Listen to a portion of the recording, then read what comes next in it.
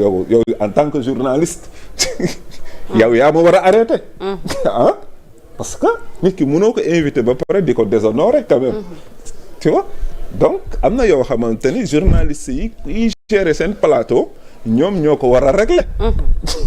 tu vois mais maanaam waxante lu ñaaw moom bokkul ci politique il faut que yéen journalistes yi ak politique yi ak artistes yi ñu liggéey ci ba sénégalais yi xam ni waxante lu ñaaw xam nga lu muy indi dafay indi crise xam nga lan lay ban crise lay indi les sages xam nga Sénégal benn bateau la les sages bu ñu ko diriger wul ñen ñoo koy diriger les ignorants ah léegi nag xam lu muy indi bu fekkee ne sages yi dañ ne bu ñu wàccee ci monde politique yi ñu xottal ci suñu worma kañ bàyyil ñu toog rek seetaan la am na solo il faut que ngeen régler seen plateau yi voilà soxna Lalla ñu jéem a avancer alors waaw ci avis monsieur le ministre par rapport à cette sortie de Birame Souleye mi yëkkati tolle à travers les réseaux ku ci nekk di amal sa njàngat yow noo ko gisee ci wàllu communication may ma rek balaa ma ciy tontu parce que soxna Lalla dafa am lu mu junj léegi benn expression bu mu junj mooy rupture dafa ne xanaa ñoom du ñoom ñoo woote woon rupture ma bëgg a xam fan moo amul rupture en vérité parce que ci affaire nomination yi lañ doon wax waaw mais est-ce que ñun dañu taxawoon wax ne ci nomination yi du ñu nommer ñoo xam ne suñu parti la ñu nekk mosuñu ko wax ñun lépp lu ñu wax rek fas yéene nañ ko def ñun ñoo digoon Sénégalais yi appel à candidature boobu mais commencé nañ ko depuis très longtemps dafa am ay postes yoo xam ne c'est des postes techniques wax naa ko ci début bi dafa laaj technicité wu nit ki kooku nag il faut nga def appel à candidature par contre y a des postes yoo xam ne c'est des postes koo wóolu nga fay def merci Abbas koy wóolu nga fay def mais ki nga wóolu mooy ki nga àndal xeex ak moom ba mu gën a comprendre sa projet ki nga xam ne ba muy metti mi ngi sa wet donc pour dire simplement que ñàkk rupture laa fi gisul en vérité lépp ci fànn boo gis nag ci ni ñuy doxalee réew mi rupture totale lañ fi indi te it ma xaw a jaaxle tamit ci réaction wu Yaa Moussa léegi quand il a posé la question naan dañu gis ne les choses ne marchent pas mais Yaa Moussa xanaa boog loo gàtt nopp dégg nga ni bi ñu ñëw ci réew mi taux d'endettement bi ñu fi fekk non seulement dañ ñu ko nëbb mais li ñuy tuddee PIB mooy ma wax ko ci misaal mooy lépp lu ñu liggéey ci territoire national bi la carte du Sénégal lépp lu ñu liggéey ci ci biir Sénégal fii liggéeyu sénégalais baa ngi ci liggéeyu chinois baa ngi ci liggéeyu guinéen baa ngi ci liggéeyu malien baa ngi ci lépp richesse bu ñu fi liggéey ci réew mi loolu moom la ñuy boole. sur une durée de 1 an. sur 1 an loolu la ñuy tuddee produit intérieur brut. su fekkente taux d'endettement nag moom mooy nga jël li nga am ci bor diviser ko par le PIB. C'est une fraction. L'endettement sur le produit intérieur brut. Yéeg soo amee taux d'endettement de 100% xam nga lu muy signifier mooy lépp loo liggéey ci réew mi da nga ko war a fayee bor la.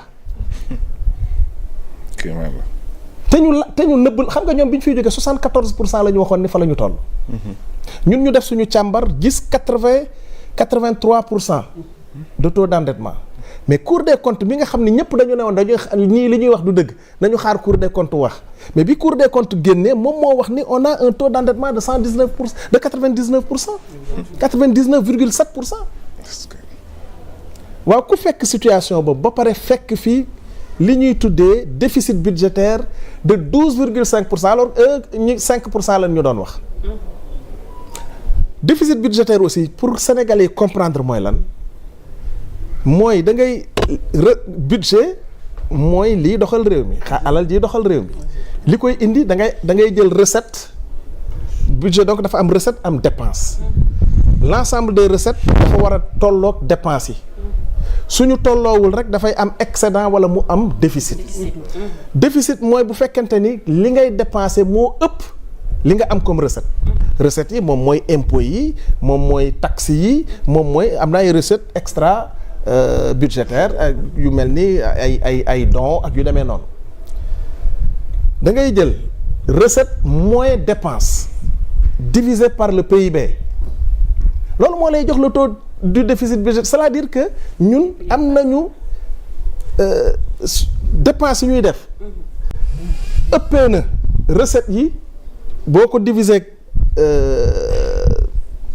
budget bi de 12,5% loolu la Cour des comptes génnee te ñoom 5% la waa situation boo ko amee Ablaye Mbow mi ngi ko doon expliquer léegi daanaka loo liggéey lépp da nga koy fayee bor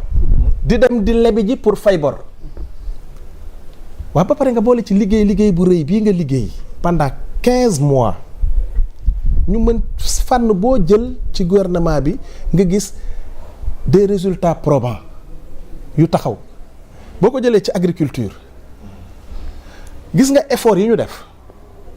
pour baykat bi non seulement du manquer semence waaye du manquer engrais am na ay effort yu ñu war a def nag ci qualité semence yi def ren ji am na jéego yu ñu def daaw bi ñuy ñëw dañoo ñëw rek pratiquement campagne agricole bi tàmbali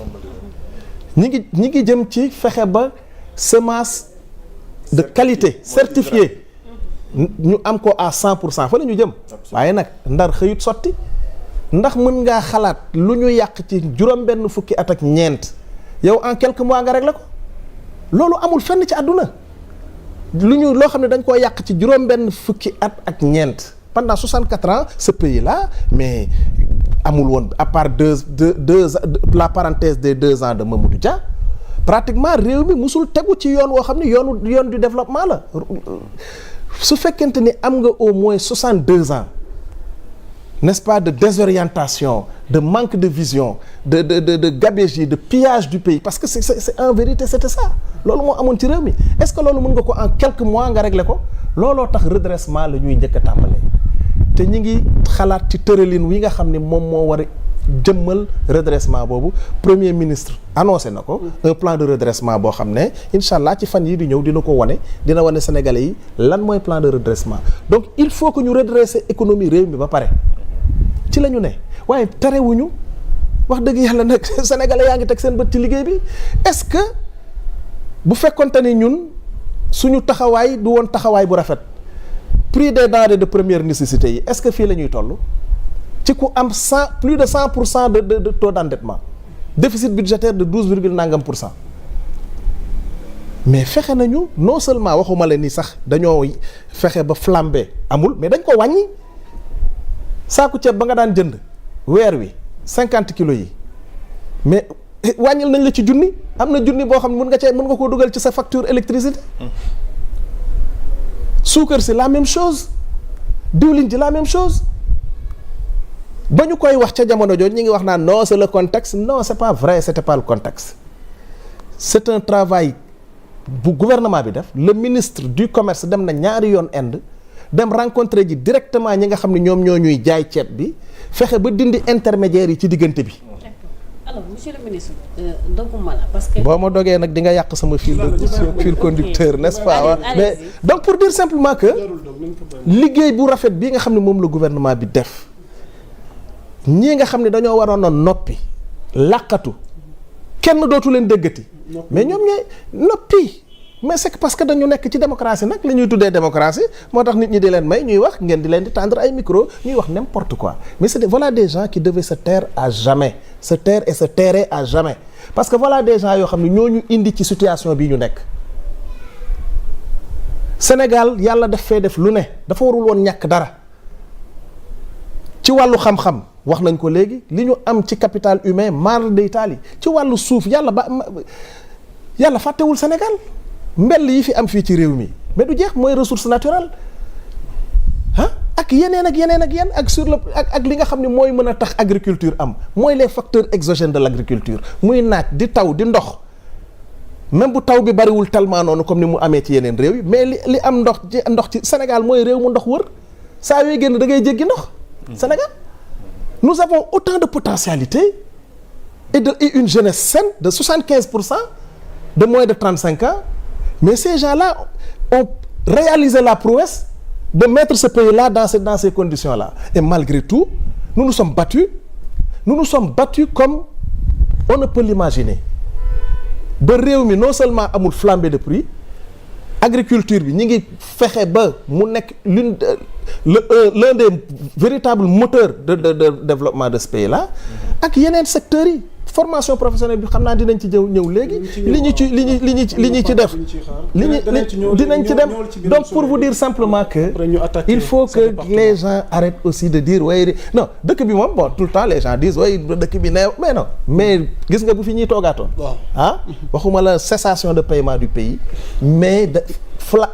non li ñu naroon a dund sax yow xamul d'ailleurs ils avaient négocié ak FMI pour effectivement non seulement dindi subvention yépp mais ci ay prix yu doy waar lañu jëmoon. Maintenant réew li ma la ci mën a xamal mooy suñu réew mii ñuy dund nii saaga sax dootu fi amati waxantuma laak ba ay fayu di am. Autorités yi jël nañu la mesure ferme de régler ce problème-là parce qu'il n'est pas normal que dans le pays de Cheikh Anta Diop, dans le pays de Mamadou Dia, dans le pays de Amadou Mahtar Mbow, ñoo xam ne ay xam-xam dëkk boo xam ne tey bu ma la doon toog di limal boroom xam-xam yi nekk ci réew mi du ñu jeex. Dans un tel pays débat public bi di yem ci ay saagante ak ay xastanteeg ŋàññante. Li ñu waroon a xam ci débat public moom mooy yow fii nga bëgg réew mi jaar fi d'accorduma ci ak yow man fii laa bëgg réew mi jaar fi secteur bu ne ñu toog waxtaan ci càmbar ci société bi nii la war a doxee culture bi nii la fii lañ ko war a yóbbu loolu moo war a nekk le centre du débat public. Mais quand maintenant le centre du débat public est animé par des semi-analphabètes et des analphabètes parce que ñi nga xam ne ñoom ñooy saaga mooy ñoo xam ne ils ne sont même pas capables d'avoir le brevet déjà yoo xam ne mënuñu lire seen tour ñoom dañuy teg ñu naan ñoom ce sont les grands voilà de grands chroniqueurs donc tu les entends parler am na bëri na yoo xam ne ay réponses yu ma waroon a apporter ils les ont ñoom ñoo ko indi d'abord parce que c'est des gens qui sont au fait des choses waaye nag nekk fii di saaga ak naan way liberté d'expression loolu du liberté d'expression. L'opposition pose ce débat-là. La société civile. Oui. Dans ce pays-là liberté d'opinion bi liberté de presse bi war nañ ci waxtaan. ndax yéen da ngeen bëgg réduire tey opposition bi à leur plus simple expression ndax nit ñi amatuñ droit léegi wax seen xalaat parce que jàpp nañ ni li ëpp ci ñu teg loxo. yaa Moussa voilà donc. s'il y a un pouvoir qui accepte la critique. S'il y a un pouvoir qui accepte la critique, c'est le pouvoir du président Bassirou Diomaye Diakhar Faye. Amul benn pouvoir bu gën a accepter critique que pouvoir bi. Est-ce que mës ngaa dégg ñu woon nit parce que nee na fii nu jëmale réew mi baaxul li ñu dut nangu kay mooy au lieu que nga yem ci loolu mais ngay saaga di saaga ak xaste loolu la ñu dul nangu mais amul benn critique boo xam ne ça a été à l'origine d'une arrestation mais bu fekkoonte ni am nañu problème ak liberté d'expression dans ce pays là dina am ay médias yoo xam ne ñëpp xam nañ ne manifestement dañuy xeex te tëjuñu leen. Allez dans les pays où la liberté d'expression n'existe pas on emprisonne les journalistes fii combien de journalistes ont été emprisonnés dans ce pays là. Ils sont asphyxiés ngeen ñu tamit. Au-delà de tëj. Non attendez ban nañ leen asphyxier laaj leen ngeen fay impôt. Non pas côté. non da ngeen war a fay impôt non waxuma la sax da ngeen war a fay impôt. Depuis combien am na yenn groupe de médias yoo xam ne lu ñu def yéen xam naa ni yeggul. accompagnement bi. non yooyu ñi ngi ci mais fond d'aide bi mi ngi ñëw.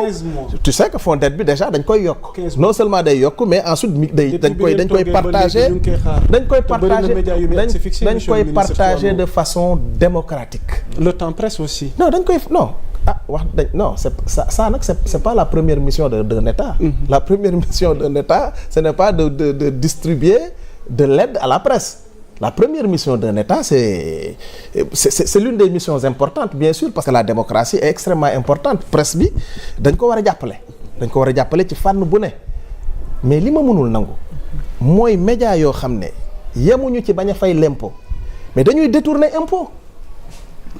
Man li ma mënul accepter mooy xam nga l'impôt sur la société sur les sociétés. C'est un impôt bu média war a fay n'est-ce pas mais c'est une obligation nag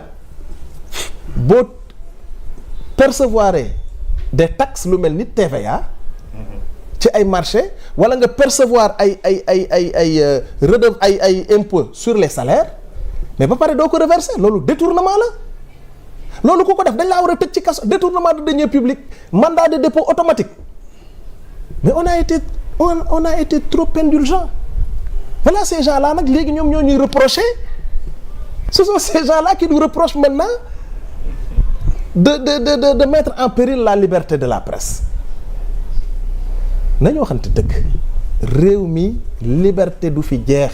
te ñun du ñu def lu dul consolider liberté waaye lu ñu dootul nangooti mooy kuy ñëw ci plateau yi di jàpp gor yi di leen saaga di leen xas di leen teg foo xam ne vraiment waruñu leen fa teg. Birame Souleye toto ci de. Birame Souleye nee naa la. on n'aura même plus la possibilité de fayu dootul amati parce que les hautes autorités vont prendre en charge ces questions 2 semaines a ngi nii est-ce que dégg nga ko saaga dégguloo ko saaga ci 2 semaines yi ñu génn antérieurement à cette date chaque week-end chaque vendredi am na télé yoo xam ne ils passaient leur temps à injurier saaga nang et cetera mais est-ce que déggati nga ko saaga parce que loolu moo fi jeex léegi amut dootul mënul continuer mënul ne débat politique bi daal vraiment il faut que ñu assainir ko nit ñi di wax ci lan la ñu xalaat lan nga xalaat ci formation professionnelle est-ce que Moustapha Sarré ni muy doxalee formation professionnelle normal na wala normalul et cetera loolu moom mooy débat allez-y waaw laataa ñu yegg si ci point boobu waaw allez-y pour rebondir si collaboration Sénégal ak FMI parce que waroon na am dotation bu ñu jot lu tolloog 1027 milliards te boobu ba tey jotuñu si donc déggoon nañu fi justification wu dette cachée ainsi de suite mais comme nit ñi amuñu ci information en tant que porte-parole du gouvernement bëggoon naa boo ci mënee apporter ay éclaircissement bi ma ci mën a indi mooy ñun attitude yenn institution yi yu lu nu jaaxal la mooy FMI ndaxte jàpp naa ni confiance moo waral lal diggante Sénégal ak les institutions financières su fekkente ni ñoom gis am nañu partenaires yu mel ni ñun muy pouvoir bu bees ñu ñëw taxaw ci tànki indi transparence ci ni ñuy yoree réew mi jàpp naa ni ñoom dañ ñoo war a gën a wóolu parce que ñëw nañu taxaw leen ne leen ay la yéwén lii ñu leen wax ci dette bi du noonu lii ñu leen wax ci déficit budgétaire bi du noonu kon jàpp naa ni ñoom seen réflexe moo war a nekk ne ñii kat ñu jar a jàpp lañu ñu jar a dimbali lañu malheureusement on a vu autre chose mais li ma bëgg sénégalais yi comprendre ko aussi mooy mais le FMI du parce que simplement amuñu relation ak ñoom que réew mi day taxaw. la preuve dëkk baa ngi dox. pendant 15 mois jotoo leen benn. pendant 15 mois amuñu benn décaissement mais est-ce que pour autant tere na bilan bii ma fi wax nii am. terewu ko est-ce que tere na Sénégalais yi war a jot seen salaire jotuñu ko. non ñu ngi koy jot est-ce que tere na. investissement yi ñu war a def ñu def ko ñu koy def parce que ñun en vérité ce qu'il faut comprendre loolu ci suñu projet bi la bokk mooy déjà ñun dañoo jàpp ne li war a financer suñu économie dafa war a lalu ci ñetti sources bi ci njëkk moom mooy les ressources souveraines bay sa wewu tànk mu ngoog mooy maanaam fiscalité taxe fiscalité d'une façon générale ak ressources naturelles ak après les ressources naturelles ressources naturelles yi mooy ni ñuy gérer suñu ressources yi yéen a ngi gis ne on est en train de renégocier les différents contrats beneen bi mooy peut-être politique monétaire bi nga xam ne ñun mooy Arabie Saoudite ak Sénégal récemment mais n'est-ce pas gis ngeen ni renégocier waat nañu contrat boobu alhamdulilah trouvé nañu entente yëf yi yokkaat nañu bu baax ñoom li ñu war a li leen war ci liggéey boobu ñu war a liggéey du foofu rek boo demee ci fu mel ni Azer wala yu demee noonu gis ngeen renégociation wu yenn contrat yi ak yeneen ak enseignement supérieur fépp foo dem nit ñaa ngi renégocier même formation professionnelle on renégocie également des contrats yi nga xam ne fii lañ leen fekkoon ba pare di ko xoolaat donc loolu moom mooy les sources yi nga xam ne moom moo war a financer ci nag la endettement di soog a ñëw soo paree loolu nag boo tax loolu ak politique monétaire mooy bu fekkente ni yow yaa am souveraineté monétaire mais Sénégal dafa bokk ci ensemble boo xam ne le Sénégal n'est pas maître de sa politique monétaire mais est-ce que jàpp nga ni président Ousmane Sonko li mu wax nee na soit dañuy ànd mener une politique monétaire sous-régionale ou bien Sénégal jël sa responsabilité mais loolu foofu la ñu jëm su fekkente ni effectivement d'accorduñu ci nakal fan la ñu war a jëm. ba fexe ba dootul amati benn réew bu jógee bitim réew di dugal loxoom ci suñu politique monétaire. à ce moment là ñun dinañ jël suñu responsabilité. waaye fii ñu toll nii on est en train de discuter discussion yi ñi ngi avancé bu baax a baax a baax. mais réduction déficit commercial bi jàpp ngeen ni loolu aussi solution la pour ngeen mën a wàññi balance commerciale bi ni mu déficitaire. waaw mais xam nga loolu mooy suñu. parce que 800 et quelques milliards injecté ngeen ko pour réduire la balance. dama la bëgg a xamal ne la nous avons un pays qui a une balance commerciale structurellement déficitaire. lu muy signi bi ñu amee indépendance ba léegi defe naa benn yoon la ñu mës a am un excédent commercial dans ce pays là. loolu nag moom moo wund ñu taxawal modèle économique boobu nu tuddee substitution des importations par l'industrialisation. loolu moo wund effectivement ñu war a jël